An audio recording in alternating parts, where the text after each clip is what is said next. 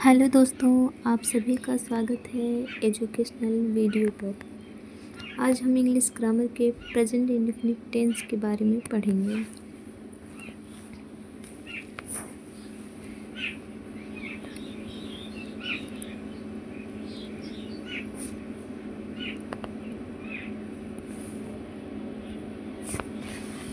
तो आइए हम चलते हैं अपने टॉपिक पर, प्रेजेंट इंडेफिनिट टेंस।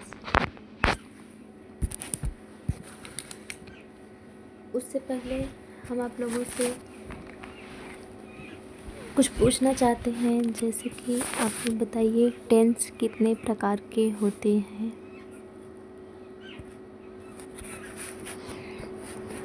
हम बताते हैं आप लोग को टेंस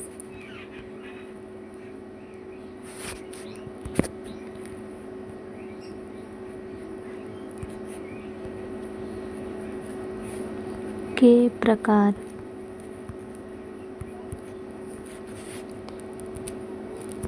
टेंस 3 प्रकार के होते हैं। पहला प्रेजेंट टेंस, दूसरा पास्ट टेंस, तीसरा फ्यूचर टेंस।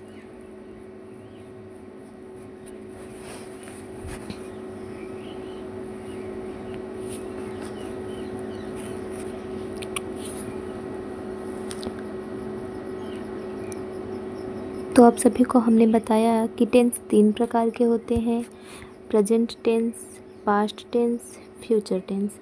प्रेजेंट टेंस को हिंदी में कहते हैं वर्तमान काल।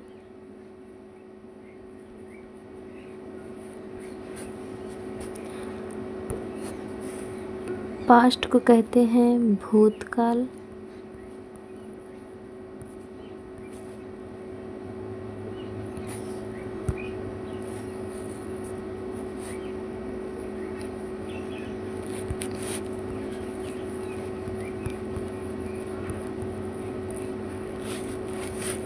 फ्यूचर को कहते हैं भविष्यकाल।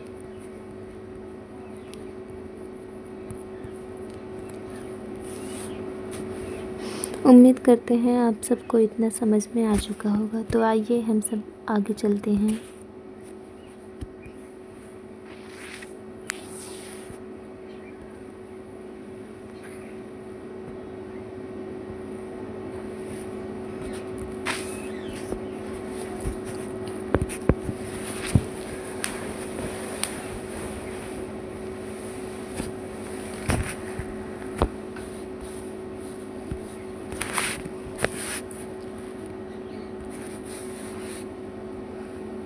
Present tense.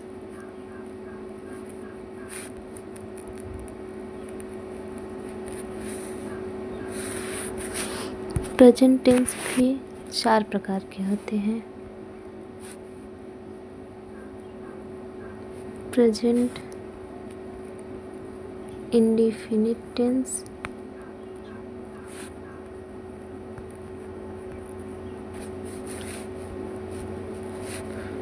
दूसरा प्रेजेंट कंटिन्यूअस टेंस,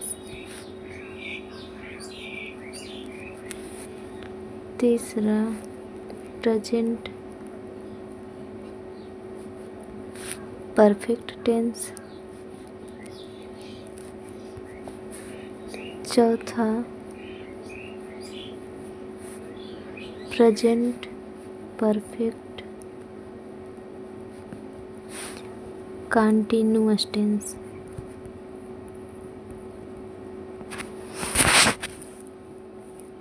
नोट कर लीजिए आप सभी। प्रेजेंट टेंस भी 4 प्रकार के होते हैं।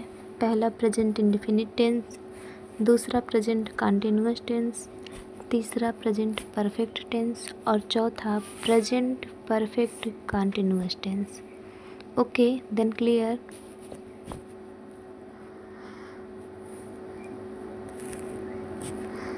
तो हम आगे चलते हैं प्रेजेंट इंडेफिनिट टेंस पे। आज हम पढ़ेंगे प्रेजेंट इंडेफिनिट के अफर्मेटिव, निगेटिव और इंटरोगेटिव के बारे में।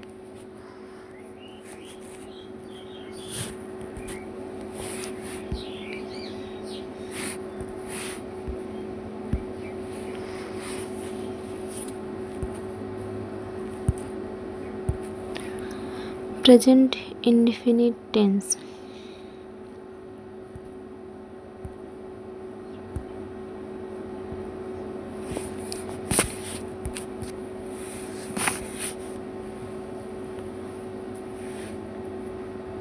Affirmative sentence.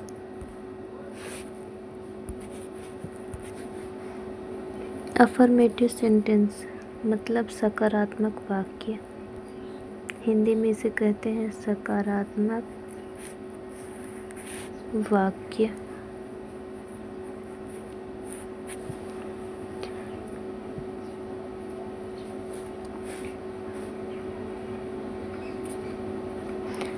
Present indefinite tense की पहचान होती है जिन हिंदी वाक्यों के अंत में जिन हिंदी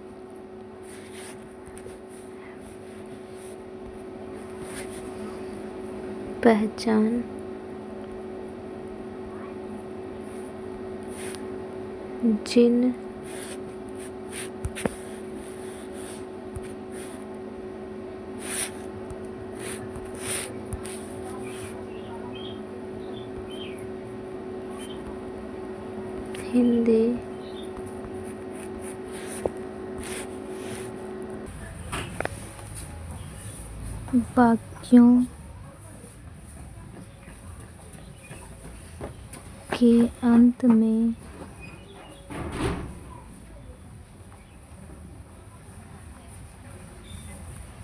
ता है, ती है, ते हैं,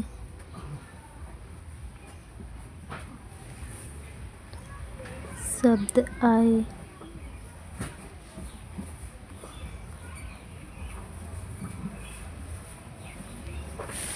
तो प्रेजेंट इंडेफिनिट टेंस की पहचान यही होती है कि जिन हिंदी वाक्यों के अंत में ता है, ती है, ते हैं शब्द आए तो वे प्रेजेंट इंडेफिनिट टेंस कहलाते हैं। अब हम लोग प्रेजेंट इंडेफिनिट टेंस के सूत्र मतलब हिंदी को इंग्लिश में ट्रांसलेट करने के लिए हम उसके सूत्र की तरफ चलते हैं। तो हमारा सूत्र है यस। यस मतलब सब्जेक्ट, जिसे कर्ता कहा जाता है, और वी होती है वर्ब, क्रिया।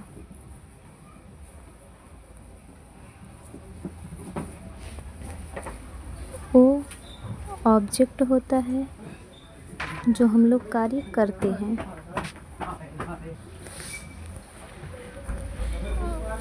ऑब्जेक्ट को हिंदी में कर्म कहते हैं।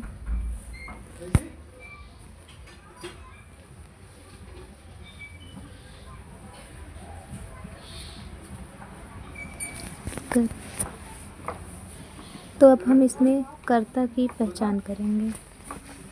कर्ता मतलब कार्य करने वाला।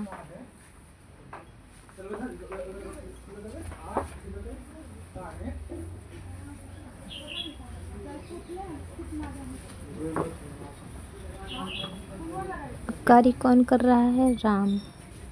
तो राम हमारा कर्ता हो गया, तो राम को पहले लिखेंगे राम। अब हमने लगाया क्रिया। कर्ता के बाद क्रिया आएगी। क्रिया क्या है? जाता है। जैसे कि क्रिया वो होता है जैसे जाना, खाना, पीना, ये सब हमारे क्रिया होती है। तो जाता की स्पेलिंग गो होगी, राम गो।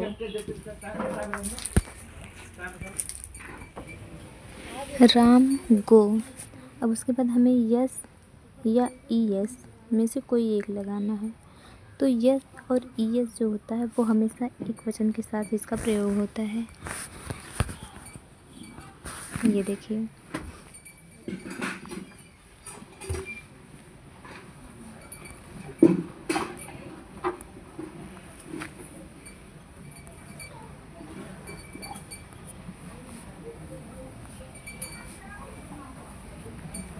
देखिए, यस और ईएस का प्रयोग सदैव एक वचन के साथ करते हैं।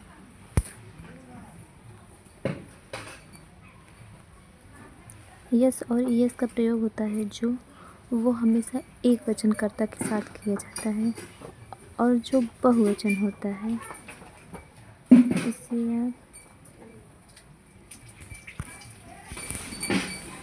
यदि कर्ता बहुवचन है तो क्रिया के साथ यस और ईएस का प्रयोग नहीं किया जाता।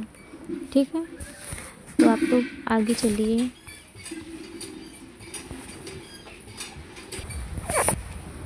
राम गो, ये कर्ता हो गया, ये कर्ता हो गया, ये क्रिया हो गई। अब हमें लगाना है यस और ईएस। तो जैसा कि हमने आप लोग को बताया कि यस और ईएस का प्रयोग एक वचन के साथ किया जाता है। तो जब क्रिया जो शब्द होता है उसके अंतिम अक्षर, उसका जो अंतिम अक्षर होता है वो अगर स्वर है तो उसके साथ ईएस का प्रयोग किया जाएगा।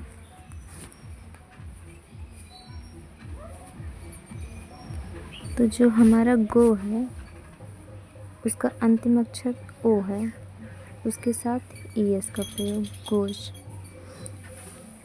टू कहाँ जा रहा है? विद्यालय जा रहा है, तो विद्यालय की स्पेलिंग स्कूल होती है, तो Ram goes to school. Okay,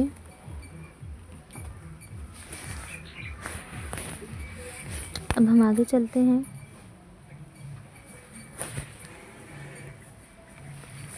Shikha football खेलती है।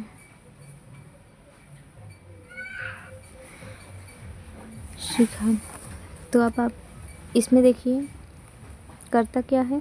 फुटबॉल कौन खेल रहा है? शिखा खेल रही है, तो शिखा जो है वो कर्ता हो जाएगा, एस शिखा। अब कर्ता के बाद हम क्रिया लगाएंगे, क्रिया। अब क्रिया क्या है? खेलना, खेलने की स्पेलिंग प्ले।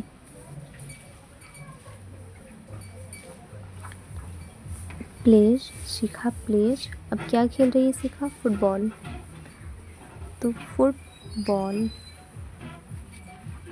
ओके, करण टहलता है, तो हम लोग ट्रांसलेट करते हैं। करण, करण टहलना की स्पेलिंग, ये टहलना क्रिया है, करण वॉक्स। अब आप लोग यस और यस का प्रयोग समझिए।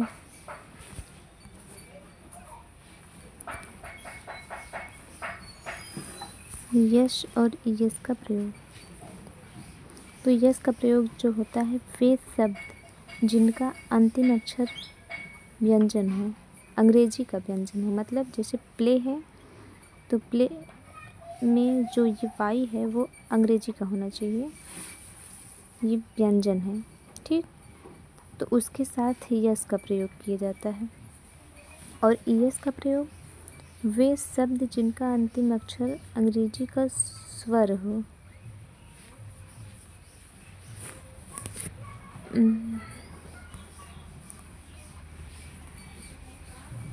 स्वर हो, उसके साथ ईएस का प्रयोग किया जाता है, जैसे गो, डांस। अब आप लोग के लिए ये होमवर्क है, इसे आप लोग खुद से करके लाइएगा।